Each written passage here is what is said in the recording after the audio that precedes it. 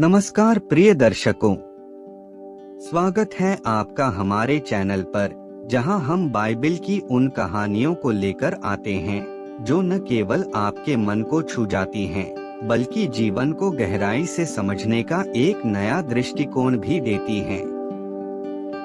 आज हम आपको एक ऐसी कहानी सुनाने जा रहे हैं जो विश्वासघात, लालच, पश्चाताप और ईश्वर की अनंत क्षमा का संगम है।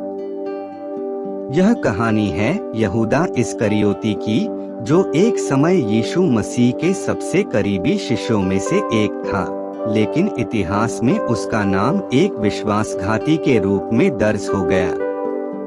यहूदा की कहानी सिर्फ एक व्यक्ति के विश्वासघात की कहानी नहीं है, बल्कि यह हर उस इंसान की कहानी है जो कभी जीवन में लालच, पछतावे और क्षमा की तलाश से गुजरा है।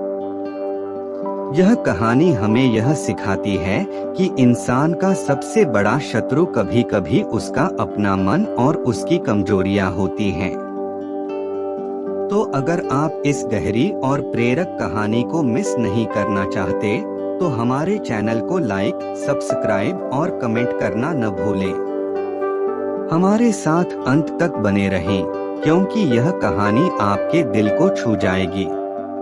तो चलिए शुरू करते हैं यहूदा इस्करियोती की कहानी। यहूदा इस्करियोती का जन्म इस्राएल के इस्करियोत नामक गांव में हुआ था। उसका परिवार यहूदी परंपराओं और मसीहा के आगमन की आशा में गहराई से विश्वास करता था। बचपन से ही यहूदा एक तेज-तर्रार और चतुर लड़का था। उसने अपने परिवार से यहूदी धर्म की शिक्षाएं और व्यवस्था सीखी, लेकिन उसके दिल में एक बेचैनी थी, एक ऐसी बेचैनी जो उसे कभी चैन से बैठने नहीं देती थी। वह यहूदियों को रोमनों की गुलामी से मुक्त देखना चाहता था। उसका मानना था कि एक दिन मसीहा आएंगे और एक शक्तिशाली राज्य स्थापित करेंगे जो रोमनों को परास्त करेगा। इसी उम्मीद के साथ वह बड़ा हुआ। लेकिन यहूदा की महत्वाकांक्षा सिर्फ आजादी तक सीमित नहीं थी, वह शक्ति और धन की लालसा भी रखता था। समय बीतता गया और यहूदा एक जवान और महत्वाकांक्षी युवक बन गया। इसी दौरान उसने यीशु मसीह के बारे में सुना, एक ऐसा व्यक्ति जो अंधों को दृष्टि देता है, कोढ़ियों को चंगा करता है और जो पानी पर चल सकता है। यहूदा ने मन ही मन सोचा कि शायद यही मसीहा है जो उन्हें रोमनों की गुलामी से आजादी दिला सकते हैं। उसकी यह उम्मीद उसे यीशु के पास ले आई। जब यीशु ने उसे अपने 12 शिष्यों में शामिल किया, तो यहूदा को लगा जैसे उसकी जिंदगी का उद्देश्य मिल गया हो। वह यीशु के साथ गांव-गांव घूमता, उनकी शिक्षाएं सुनता और उनके अद्भुत चमत्कारों का साक्षी बनता। लेकिन जितना अधिक वह यीशु के करीब आता, उतना ही उसके मन में एक सवाल गहराता जाता, अगर यीशु मसीहा हैं, तो वे रोमनों के खिलाफ युद्ध क्यों नहीं छेड़ते? वे केवल प्रेम, क्षमा और नम्रता की शिक्षा क्यों दे रहे हैं? यहूदा के भीतर एक संघर्ष शुरू हो चुका था। समय के साथ यीशु ने यहूदा को शिष्यों की धनराशि की देखरेख की जिम्मेदारी दी। यहूदा को पैसे संभालने का काम दिया गया, एक पद जो उसके लोभ को हवा देने वाला साबित हुआ। कई बार जब लोग चंदे के रूप में पैसे देते, तो यहूदा उनमें से कुछ अपने लिए रख लेता। किसी को इस पर शक नहीं होता, क्योंकि वह भरोसेमंद दिखता था। लेकिन धन का लालच धीरे धीरे उसके दिल को अंधेरा करने लगा।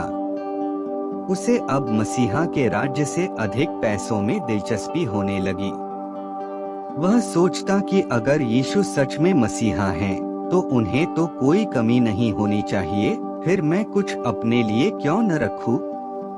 एक घटना ने यहूदा के भीतर छिपे लोभ और ईर्ष्या को पूरी तरह से उजागर कर दिया।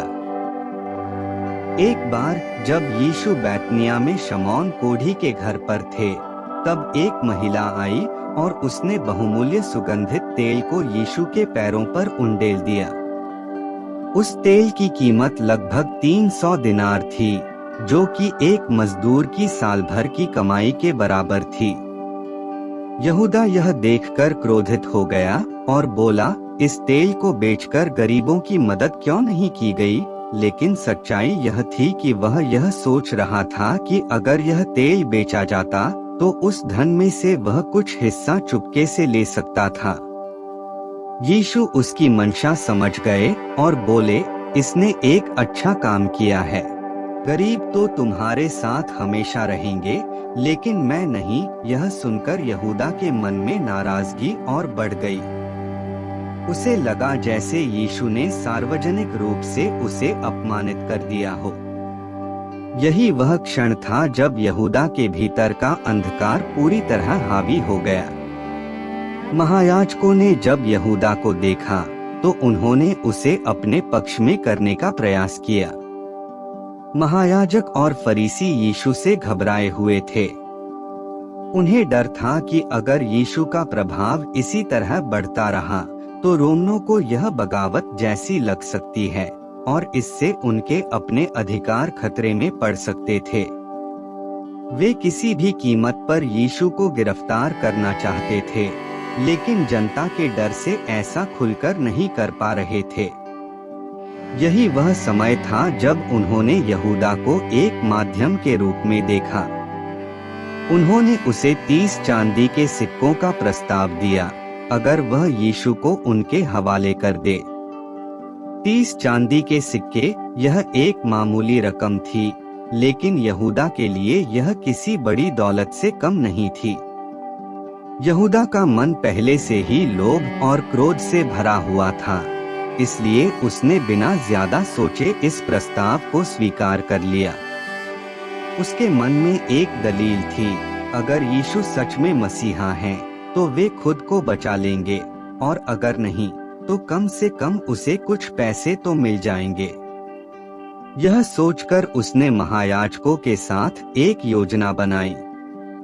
वह जानता था कि यीशु अक्सर जैतून के पहाड़ पर प्रार्थना करने जाते हैं और वहीं पर उन्हें पकड़ना सबसे आसान होगा, जहां कोई भीड़ न हो।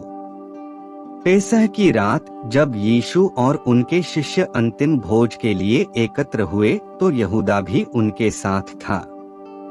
उस रात का माहौल असामान्य था। जैसे ही यहूदा बैठा, यीशु ने उसकी ओर गहरी नजरों से देखा और कहा, तुम में से एक मुझे धोखा देगा। शिष्यों में हलचल मच गई। वे एक दूसरे को देखकर पूछने लगे, प्रभु क्या मैं हूँ? लेकिन यहूदा ने खुद को संभालते हुए पूछा, गुरु क्या मैं हूँ? यीशु ने उसकी आंखों में झांकते हुए उत्तर दिया, तू ही कह रहा है। जो करना है जल्दी कर। यह सुनकर यहूदा बाहर निकल गया और उस रात का अंधकार उसके दिल की कालिख का गवाह बन गया। जैसे ही यहूदा बाहर निकला, उसने महायाजकों और सैनिकों को बुलाया और जैतून के पहाड़ की ओर बढ़ा, जहां यीशु प्रार्थना कर रहे थे। उसने उन्हें संकेत दिया कि जिसे वह चूमेगा वही यीशु है। यहूदा आगे बढ़ा और प्रेम से नहीं बल्कि विश्वासघात से भरे चुंबन के साथ उसने यीशु को चूमा और कहा, रबी। यीशु ने उसे शांत नजरों से देखा और बोले, यहूदा क्या तू एक चुंबन से मानवपुत्र को धोखा दे रहा है? यह वाक्य जैसे उसके दिल में तीर की तरह लगा, लेकिन अब बहुत देर हो चुकी थी। सैनिकों ने यीशु को पकड़ लिया और यहूदा पीछे हट गया। उसके हाथ अब भी कांप रहे थे। यहूदा को लगा था कि शायद महायाजक केवल यीशु से पूछताछ करेंगे, लेकिन जब उसने देखा कि यीशु को मौत की सजा सुनाई गई है, तो उसका दिल पछतावे से भर गया। वह महायाजकों के पास गया और 30 चांदी के सिक्के वापस करते हुए बोला, मैंने निर्दोष लहू से विश्वासघात किया है। लेकिन महायाजकों ने उसे ठुकरा दिया और कहा, यह तेरी समस्या है। पछतावे और गहरे दुख से भरकर यहूदा ने उन सिक्कों को मंदिर में फेंक दिया और बाहर निकल गया। उसे अब अपनी गलती का एहसास हो चुका था, लेकिन समय हाथ से निकल चुका था। उसकी आत्मा जैसे आग में जल रही थी। वह एक एक पल अपने किए पर पछता रहा था। वह जानता था कि मसीहा के साथ विश्वासघात करने का अर्थ क्या है। उसके कानों में यीशु की वह बात गूंज रही थी, यहूदा, क्या तू एक चुंबन से मानवपुत्र को धोखा दे रहा है? यह शब्द उसे काट रहे थे। वह भागता हुआ एक सुनसान जगह पर गया, जहां उसने खुद को एक पेड़ से लटका लिया। उसकी इस दर्दनाक मृत्यु ने उसकी कहानी को और भी त्रासदीपूर्ण बना दिया। लेकिन यहूदा की कहानी यहीं खत्म नहीं होती। उसकी मृत्यु के बाद महायाजकों ने उन 30 चांदी के सिक्कों को मंदिर के खजाने में रखने से इनकार कर दिया, क्योंकि वह खून की कीमत थी। उन्होंने उन पैसों से एक कुम्हार का खेत खरीदा, जो आगे चलकर परायों के कब्रिस्तान के रूप में जाना गया। यह एक और निशानी थी उस विश्वासघात की, जिसने इतिहास को बदल कर रख दिया। यहूदा की आत्मा को शांति मिली या नहीं, यह कोई नहीं जानता। लेकिन उसकी कहानी हमें यह सिखाती है कि कोई भी गलती इतनी बड़ी नहीं होती, जिसे ईश्वर की क्षमा नहीं ढक सकती। यहूदा का सबसे बड़ा अपराध उसका विश्वासघात नहीं, बल्कि यह विश्वास था कि उसकी गलती इतनी बड़ी थी कि ईश्वर उसे माफ नहीं करेंगे। अगर उसने पश्चाताप के साथ यीशु के पास लौटकर क्षमा मांगी होती, तो शायद कहानी कुछ और ही होती। तो दोस्तों, यह थी यहूदा इस्करियोती की दर्दनाक और शिक्षा देने वाली कहानी। अगर आपको यह वीडियो पसंद आया, तो कृपया हमारे चैनल को लाइक, सब्सक्राइब और कमेंट करना न भूलें। हमें बताएं कि आप और कौन सी बाइबल कहानियां सुनना चाहते हैं। फिर मिलेंगे एक नई कहानी के साथ। तब तक के लिए आमीन और हालेलुया।